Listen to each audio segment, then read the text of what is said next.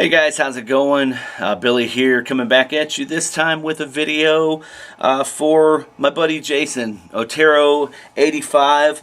He's having a 200 subs contest, which runs through the 30th of June. So I'm just barely squeaking in there. Anyway, it's called Before You Go, which is a very cool idea, and I hope that, Jason, you've gotten a lot of positive response on this, and I meant to get this video filmed and submitted a long time ago, but it's been crazy, but here it is. I hope I got it in. Jason basically wanted us to talk about an artist or band that if you had the chance to talk to them and tell them how their music has influenced you in your life before they passed. You know, with the passing of a lot of artists like, you know, David Bowie or Chris Cornell, you know, guys like that, Prince, you know, and for me, even Merle Haggard has been the last one that has really kind of hit me hard. I get it though. You know, Merle Haggard was older. He had lived a full life.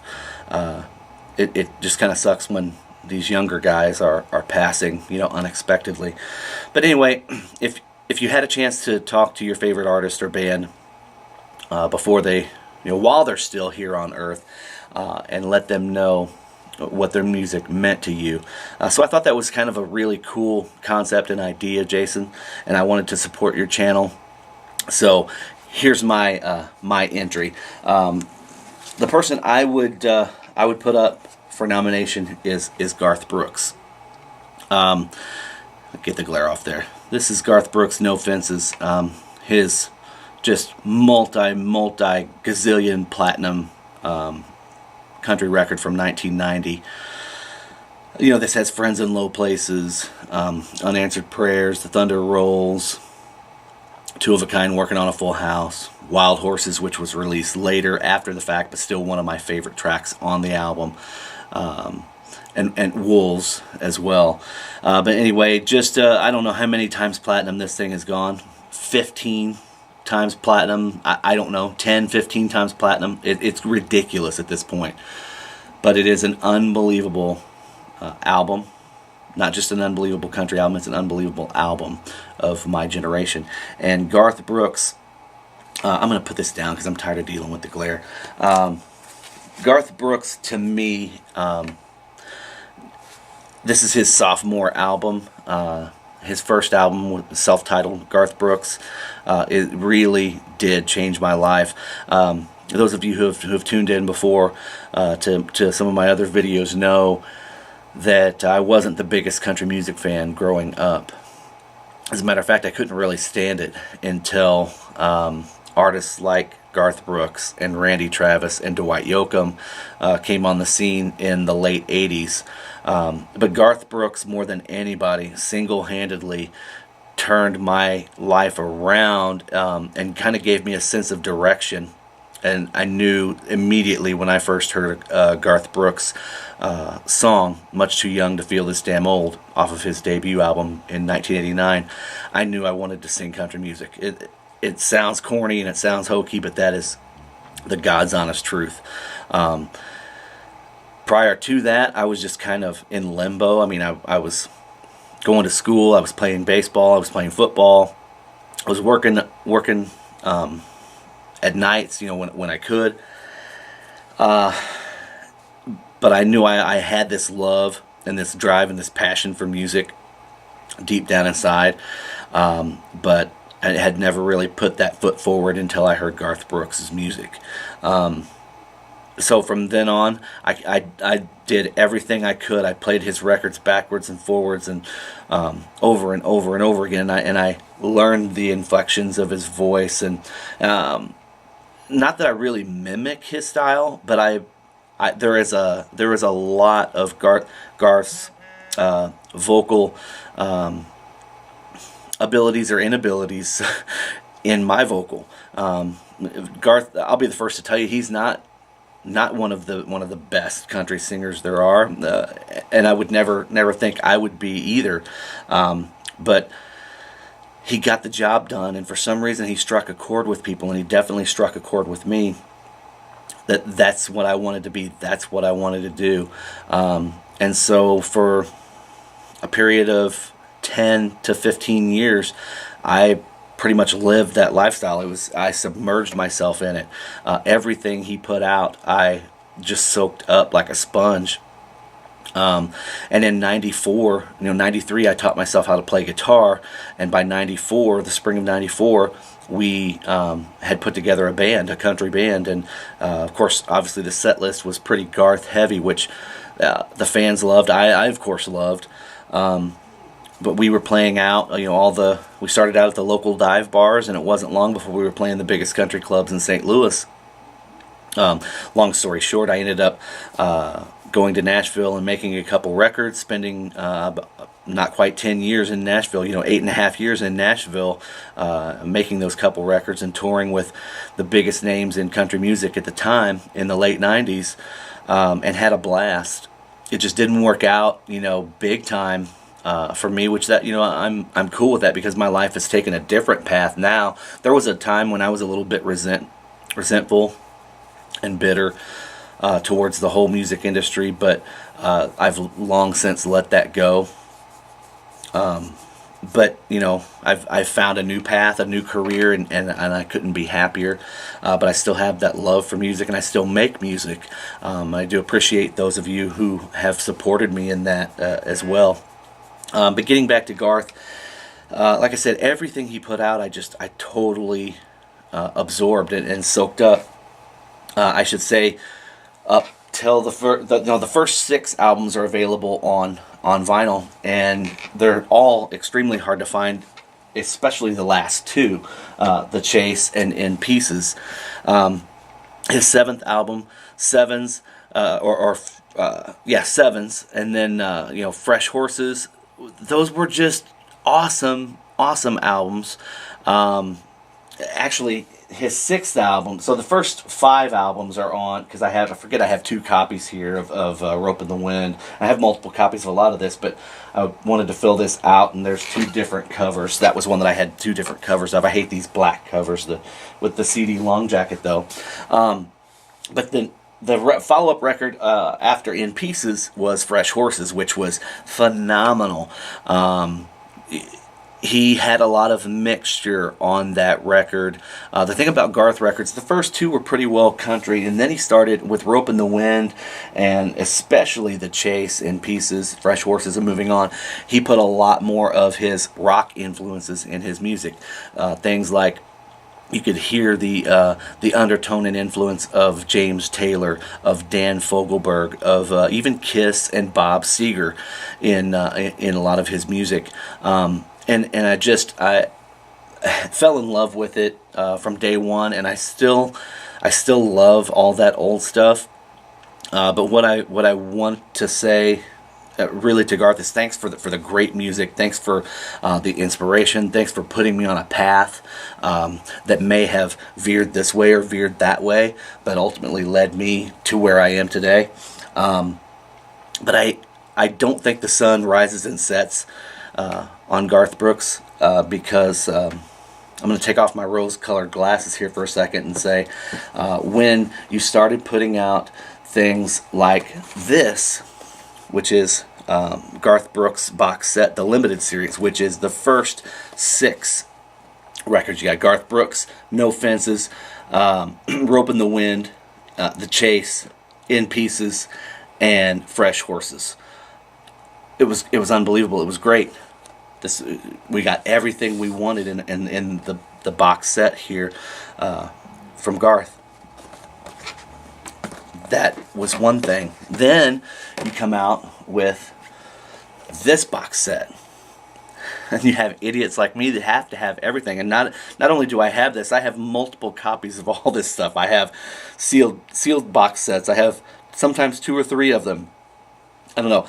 This one I bought because it had this is called The Entertainer, and it has some various different. It's been so long since I've watched this or pulled this out, but it has various different DVDs. Oh, there's one of them that has fallen out there, but it has a complete hits CD and then some DVDs, some live concerts from Dublin, the Central Park, from Texas Stadium, and then his video greatest hits. So this is more of a video package, which is cool. I'm all cool with that. It's great, money well spent, if you ask me. Then we move on to Garth Brooks, The Limited Series, Volume 2, which still, he's just picking up where he left off. This has, what do you have on here? You have, so it picks up with Sevens, and then Scarecrow, and then this is where he loses me. He comes out with the double live, which is okay. It's a live album. I get it. He wants to be, he's always wanted to be Kiss, so he comes out with a double live album, which, whatever. It's good. It's good. And then he has the Lost Sessions, which the Lost Sessions, it's basically a bunch of covers, guys. They're not lost sessions. These aren't things that he recorded for his first 2 or 3 albums. These are just songs that are basically covers, and there may have been 1 or 2 that you could consider the lost sessions, and then there's an access DVD, which is kind of bogus, but you know what, I'm still okay with this. This is not where I get the beef. Here's where I start getting a beef with Garth Brooks, and the man has sold hundreds of millions of records. Now you guys know why. He sold them individually this way. Then he puts them out in the greatest hits, the first 6, and then the next batch in the limited series 1 and series 2. Well, then what he does is he comes out with a whole nother box set here. This is different here. This is Blame It All on My Roots. So this is not exactly what I was trying to touch base on, but this is something a little bit different. It's more of his influences. So it's another box set. I will say though, the man prices his stuff right. He's got more money than his grandkids will ever spend, and that's his own quote, not mine. So he's not in it for the money. He's in it for the joy of the music, because his box sets cost $20, and to get all that stuff for $20, most people would charge, $100 for that. But you're getting 6 CDs and a DVD in this one as well. He's covering country classics, classic rocks. He has a DVD from Las Vegas in here. He does some soul covers. What'd I Say, Dock of the Bay, Heard It Through the Grapevine, Stand By Me, Midnight Train to Georgia, and then Melting Pot, which is one of my favorites. It has some Simon and Garfunkel, Jim Croce, James Taylor, Cat Stevens. Just some really good stuff. Jackson Browne. Good stuff on this. So I'm not mad at you, Garth, for coming out with this. Here's where you lose me, buddy. This one here, the Ultimate Collection. So he comes out with a new record, which is called Gunslinger, last fall, maybe. Oh, and let's not forget that piece of shit, The Man in the Machine, which came out 2 or 3 years prior to that. Oh, wow. What a terrible... I've got it around here somewhere, but it's nowhere to be found because it's garbage. Then he comes out with Gunslinger, which he releases as a Target exclusive, but if you want to get it early, which, hello, yes, I want to get it as early as I can possibly get it, because he's hyped this damn thing, saying how it's the best thing since Rope in the Wind, or the best thing since No Fences. And so I wanted to get it a week early. Well, the only way you could get it a week early was to buy it, and guess what? This box set, which is called the Ultimate Collection. Now get this, guys. The Ultimate Collection consists of this. It basically has a nice, cool booklet in it, but it has all the stuff that we already have in these other box sets. He just changed the names of it. It's one's called Old School. Disc 2's called Midnight Fire. Disc 3's called Cowboy. Disc 4 and 5 is The Road. It's another live thing. Disc 6 is Anthems. But it's songs that he was going to consider anthems, like The Dance, The River, Unanswered Prayer, Standing Outside the Fire. things like that. The old school, he's considering Much Too Young, If Tomorrow Never Comes, Two of a Kind. So it's just a rehashing. It's the way he's selling more records. And then, of course, disc 10. This had 10 discs for $20. Guys, I can't really be that mad at the man. But anyway, 10 discs for $20. Disc 10, the new album, Gunslinger. Hated it. Absolutely hated it. I just wish he would get back to just recording good songs. He's still making good music. The man can still sing.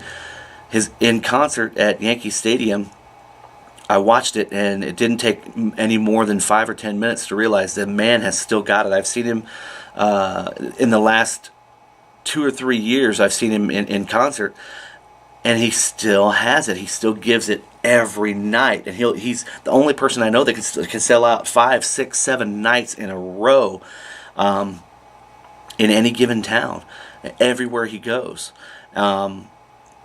So he can still sing, because even on this new record, it sounds amazing. It sounds brilliant, but the songs aren't there. Now, granted, his writing partner, who he had written and co-written a lot with, all the way back to the first couple records, Kim Williams, had passed away in the last year or so. And that probably had a lot to do with it. So, Garth, my thing to you would be thank you. But if you're going to continue to make records, buddy, please go out and really try and find the best songs you can find to put on these albums. It's all about the song. You've got the stuff. The musicianship is great. The vocals are unbelievable. You still have it. But we need songs. We need that there. We need substance. And unfortunately, Gunslinger doesn't hold water. There's very little substance there. So, Jason, I hope this worked for you, buddy. I hope you guys enjoyed my take on my favorite artist. And even though he's my favorite artist, I wanted to let you guys know that there's still faults. You can easily find and talk about the faults in your favorite artists. So, guys, thanks for tuning in. Jason, congrats on the subs. Love your channel. Keep up the energy and excitement when you show your and talk about your collection. I love it, and I think obviously everybody else loves it as well. Guys, have a great day. Take care. Peace.